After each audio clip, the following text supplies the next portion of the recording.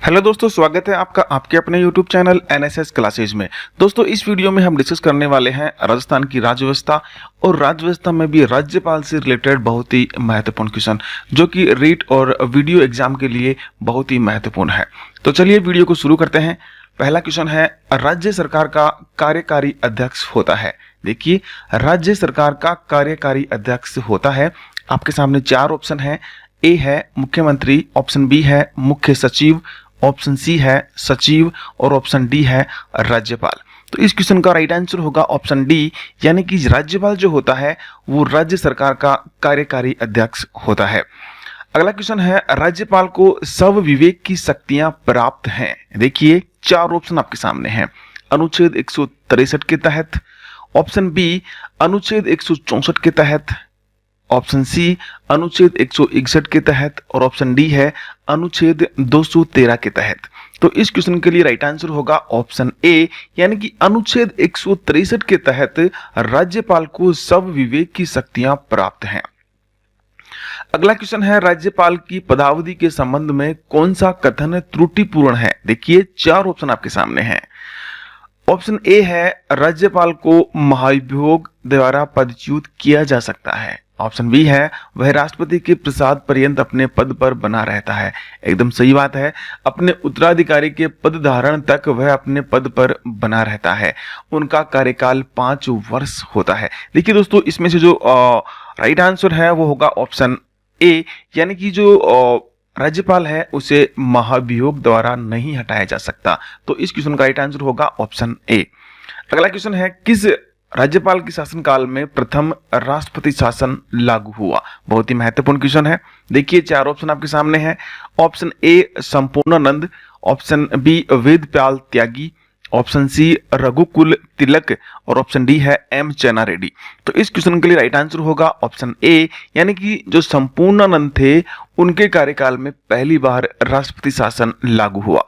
इसके अलावा आपको ध्यान होना चाहिए कि 13 मार्च 1967 से 26 अप्रैल 1967 तक मुख्यमंत्री मोहनलाल सुखाड़िया के समय सबसे कम समय यानी कि 42 दिन तक राष्ट्रपति शासन रहा था। अगला क्वेश्चन है, किस राज्यपाल के समय सबसे अधिक बार राष्ट्रपति शासन लागू हुआ। यह भी बहुत महत्वपूर्ण क्वेश्चन है। देखिए, चार ऑप्शन आपके सामने हैं। ए है Sampurnanand, B Vedpal Tyagi, option C है रघुकुल तिलक, ऑप्शन डी है एम चेन्ना रेड्डी। इस क्वेश्चन का राइट आंसर होगा ऑप्शन सी, यानी कि जो रघुकुल तिलक थे उनके समय में सबसे अधिक समय तक राष्ट्रपति शासन लागू हुआ था। और तीसरी बार 17 फरवरी 1980 से 5 जून 1980 तक भैरव सिंह शेखावत के समय राष्ट्रपति शासन लागू रहा। ये भी आपको ध्यान रखना है। अगला क्वेश्चन है, अपने पद पर रहते हुए राज्यपाल जिनकी मृत्यु हो गई। बहुत ही महत्वपूर्ण क्वेश्चन। देखिए, चार ऑप्शन। ऑप्शन ए है दरबारा सिंह और निर्मल चंद जैन, ऑप्शन बी है प्रतिभा सिंह पाटिल, दरबारा सिंह और ऑप्शन सी है शैलेंद्र कुमार और प्रभा राव और ऑप्शन डी है ए और सी दोनों। इस क्वेश्चन का राइट आंसर होगा ऑप्शन डी, यानी कि ए और सी, यानी कि दरबारा सिंह, निर्मल चंद जैन और शैलेंद्र कुमार और प्रभा राव ऐसे राज्यपाल थे जिनकी मृत्यु अपने पद पर रहते हुए हुई थी। अगला क्वेश्चन है, राजस्थान राज्य की महिला राज्यपाल है। देखिए, चार ऑप्शन आपके सामने हैं। Shrimati Pratibha Patil, option B Prabha Rao, option C Margaret Alva और ऑप्शन डी है ये सभी। तो इस क्वेश्चन का राइट आंसर होगा ऑप्शन डी, यानी कि जो श्रीमती प्रतिभा देवी सिंह पाटिल है, प्रभा राव है और मार्गरेट अल्वा है, ये तीनों ही राजस्थान राज्य की महिला राज्यपाल रह चुकी थी। अगला क्वेश्चन है, राजस्थान के सर्वाधिक कार्यकाल व सबसे कम कार्यकाल वाले राज्यपाल हैं। देखिए, चार ऑप्शन आपके सामने हैं। ऑप्शन ए है श्री रघुकुल तिलक व K D Sharma, option B Shrimati Pratibha Patil व Shri T Rajeshwar, option C है श्री गुरुमुख निहाल सिंह व टी वी राजशेखर और ऑप्शन डी है कोई नहीं। इस क्वेश्चन का राइट आंसर होगा ऑप्शन सी, यानी कि श्री गुरुमुख निहाल सिंह व टी वी राजशेखर, यानी कि सबसे अधिक तो श्री गुरुमुख निहाल सिंह और सबसे कम कार्यकाल रहा टी वी राजशेखर का।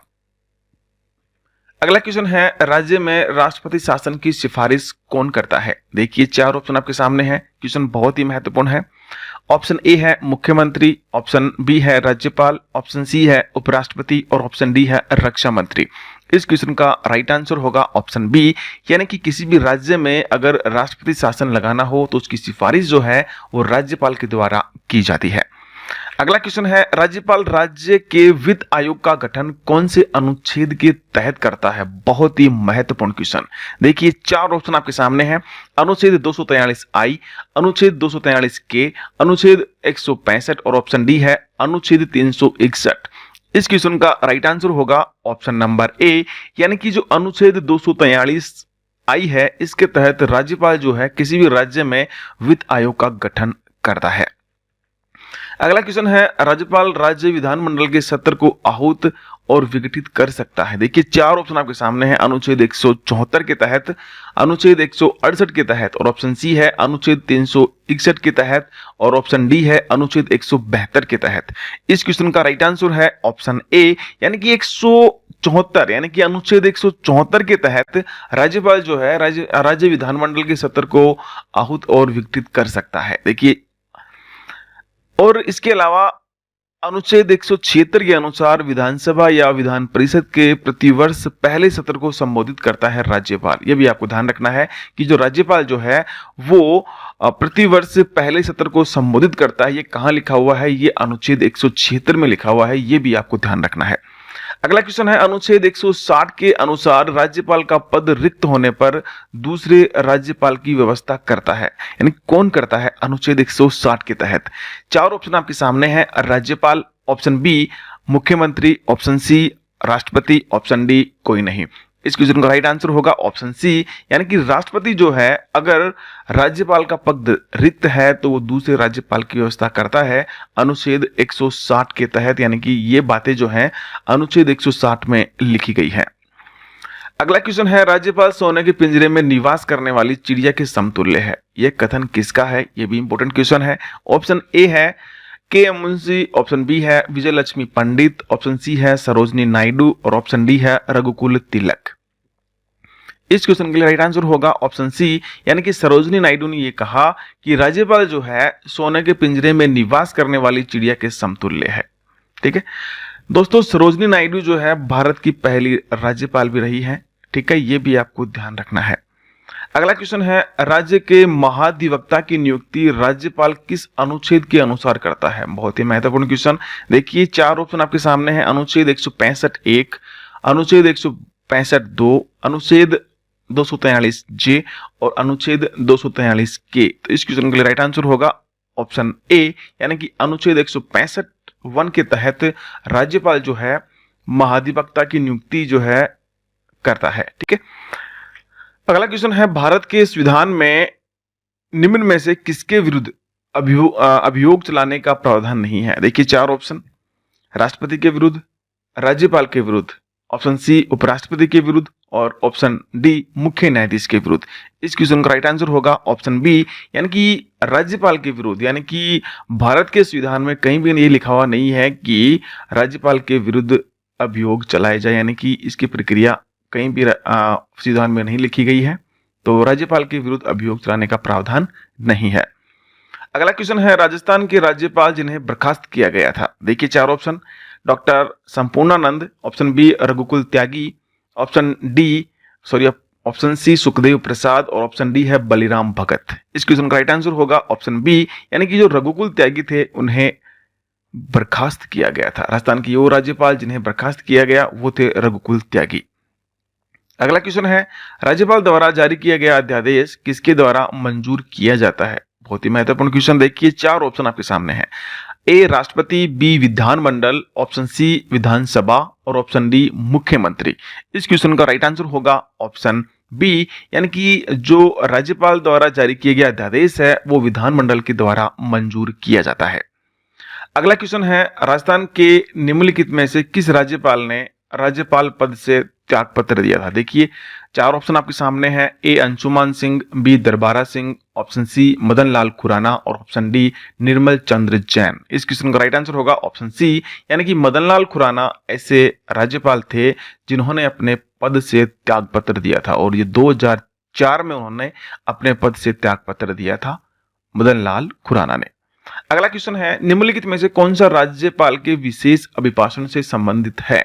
देखिए 4 ऑप्शन, अनुच्छेद 176, अनुच्छेद 123, अनुच्छेद 170 और अनुच्छेद 173। तो इस क्वेश्चन के लिए राइट आंसर होगा ऑप्शन ए, यानी कि अनुच्छेद 176 जो है वो राज्यपाल के विशेष अभिभाषण से संबंधित है। अगला क्वेश्चन है, राजस्थान के राज्यपाल में निम्न में से कौन सी शक्ति निहित नहीं है? ये देखिए बहुत महत्वपूर्ण क्वेश्चन। देखिए 4 ऑप्शन आपके सामने है। ऑप्शन ए विधानसभा को स्थगित करने की, ऑप्शन बी विधानसभा की सत्रावसान की, ऑप्शन सी विधानसभा को आहूत करने की और ऑप्शन डी है विधानसभा को विघटन करने की। तो इस क्वेश्चन का राइट आंसर होगा ऑप्शन ए, विधानसभा को स्थगित करने की शक्ति जो है वो राज्यपाल के पास नहीं होती है और जो बाकी 3 शक्तियां हैं वो राज्यपाल के पास होती हैं। अगला क्वेश्चन है, राज्य सूची व समवर्ती सूची पर अनुच्छेद 213 के अनुसार अध्यादेश जारी कौन करता है? देखिए 4 ऑप्शन आपके सामने हैं। ए है मुख्यमंत्री, ऑप्शन बी है राज्यपाल, ऑप्शन सी विधानमंडल और ऑप्शन डी मुख्य सचिव। इस क्वेश्चन का राइट आंसर होगा ऑप्शन बी, यानी कि राज्यपाल जो है वो राज्य सूची व समवर्ती सूची पर अनुच्छेद 213 के अनुसार अध्यादेश जारी करता है। अगला क्वेश्चन है, निम्न में से किसको हटाने का प्रावधान संविधान में नहीं है?